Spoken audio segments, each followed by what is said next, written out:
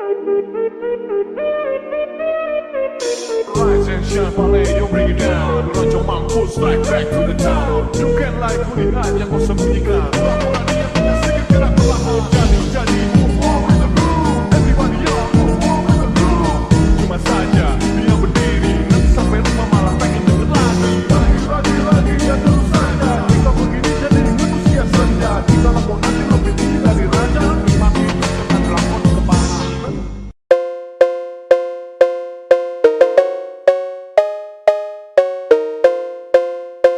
Hai guys, perkenalkan kami dari kelompok 3 dan aku di sini sendiri. Aku bersama teman-teman aku. Alfian.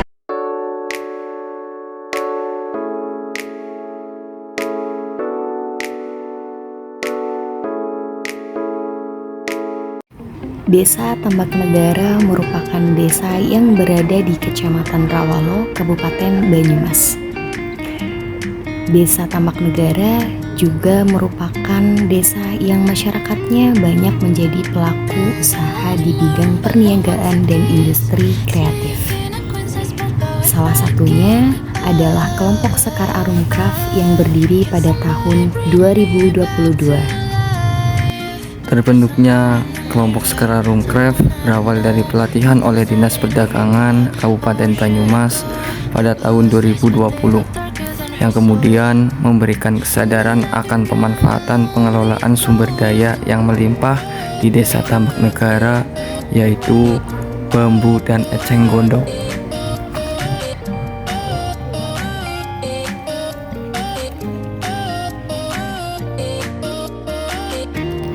Ini adalah perjalanan kami menuju rumah Bapak Mamat selaku ketua dari kelompok Sekar Arum Craft yang berada di Dusun Kaliwangi.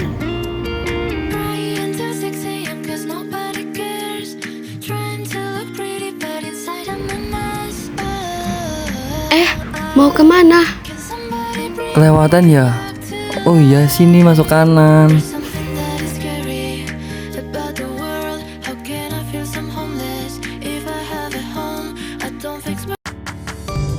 Nah, kita sudah sampai di rumah Bapak Mamat dan kita diarahkan ke tempat pembuatan produk kerajinan bambu.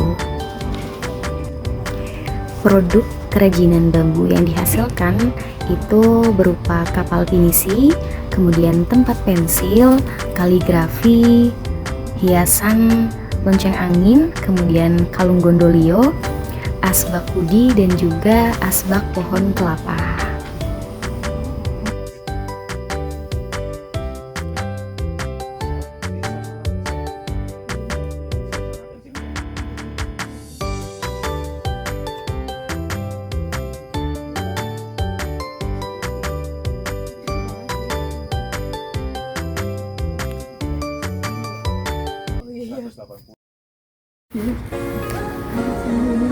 Di sini kami berbincang santai dengan Pak Mamat mengenai pengelolaan kerajinan bambu di kelompok Sekar Arum Craft.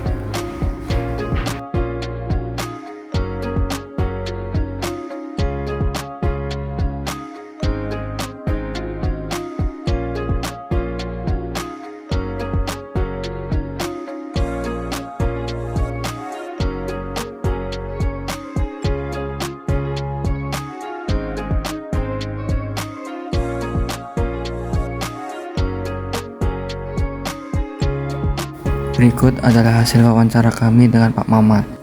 Bagaimana proses terbentuknya kelompok Sekar Arum Craft sendiri, Pak? Ya, berdasarkan dari banyaknya limbah bambu, kami manfaatkan sebagai kerajinan dan banyak anak muda yang belum bekerja, saya rangkul dan menjadi kelompok Sekar Arum Craft. Iya. Terus untuk kelompok Sekar Arum Craft ini berkolaborasi dengan siapa saja? Terus kemudian bagaimana proses kolaborasinya?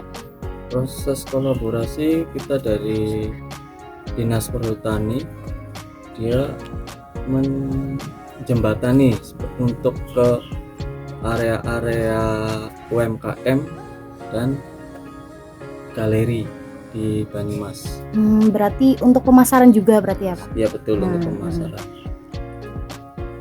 Kemudian, apa saja kendala yang dihadapi dalam kelompok Sekar Arum, khususnya pada kerajinan bambu? Kendala yang sering kita hadapi hanya alat, karena alat sangat krusial seperti untuk memotong, dan kita butuh alat yang otomatis. Kalau kita mengandalkan tangan, kita terkendala, produksinya kurang banyak. Kemudian dari kendala tersebut, bagaimana strategi Bapak dalam melanjutkan eksistensi kerajinan kelompok Sekar Arum, terutama kerajinan bambu? Ya, dengan kendala tersebut ya kita harus lebih bekerja keras karena alat kita manual, dan kita berkolaborasinya terus dengan dinas terkait, serta kita manfaatkan ada potensi alam wisata di sini di Tambak Negara. Berarti tetap konsisten ya untuk menjalankan betul. itunya biar nanti bisa lebih maju. Proses pembuatan kerajinan bambu oleh kelompok Sekar Arum Craft.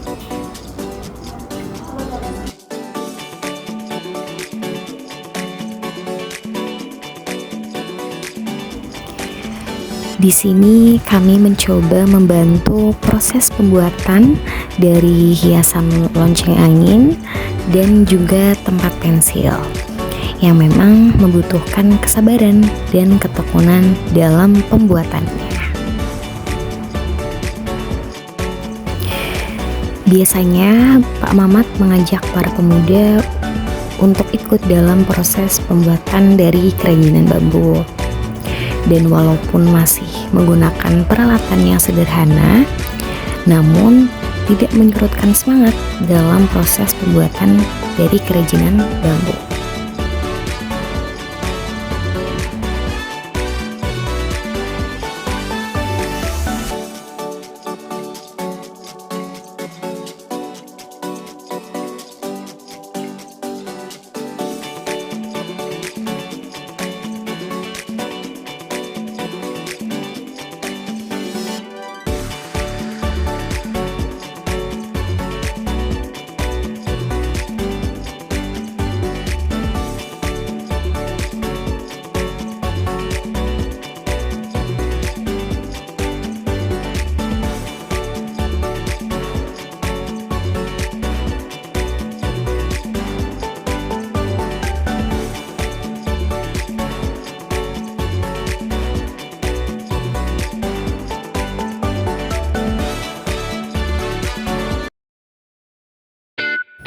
Ini adalah perjalanan kami menuju rumah Mbak Novi di Dusun Bonjok selaku koordinator kerajinan eceng gondok.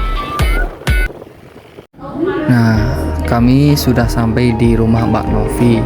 Di sini kami berbincang santai dengan Mbak Novi mengenai pengelolaan kerajinan eceng gondok.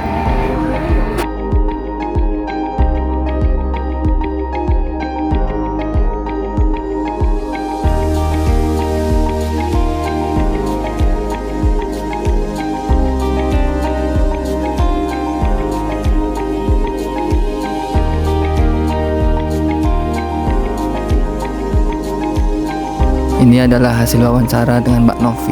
Bagaimana proses terbentuknya kelompok Sekar Arum Craft ini, Mbak?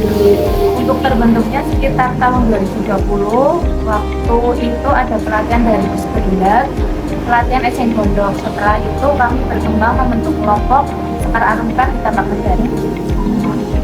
Kemudian untuk kelompok Sekar Arum Craft sendiri berkolaborasinya dengan siapa saja dan bagaimana proses kolaborasinya sampai sekarang?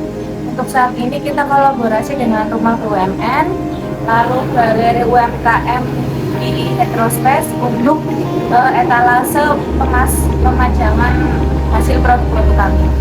Untuk kolaborasi dengan yang lain, kita di desa kolaborasi dengan pengelola desa wisata untuk membuat paket khusus, salah satu souvenirnya dari Sekar Arum Craft. Terus apa saja sih kendala yang dihadapi dalam kelompok Sekar Arum Craft sendiri, khususnya pada kerajinan eceng gondoknya? Untuk kerajinan eceng gondok, kendalanya pertama di kita memang saat ini kurang begitu bisa mengakses pasar yang memang untuk segmentasinya menengah ke atas. Lalu untuk peningkatan kapasitas SDM agar nanti skill-skillnya juga bertambah lagi dalam pembuatan kerajinan.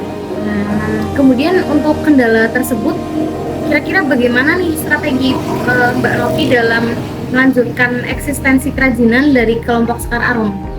Kalau untuk itu kami saat ini kolaborasi dengan pengelola desa wisata agar kerajinan dari eceng gondok itu bisa berupa bentuk yang lain seperti wayang dari eceng gondok nanti dibuat paket edukasi pembuatan wayang eceng gondok. Baik, mungkin sudah cukup ya. Hasil kerajinan dari eceng gondok berupa mini basket dan sendal hotel, yang mana pengrajinnya adalah dari ibu-ibu yang belum mempunyai kegiatan atau aktivitas di rumah. Selain itu, kelompok Sekar Arum Craft berinovasi dengan membuat wayang dari eceng gondok, di mana sebagai paket edukasi dari Desa Wisata Tambak Negara. Sekian, terima kasih. Mohon maaf lahir dan batin.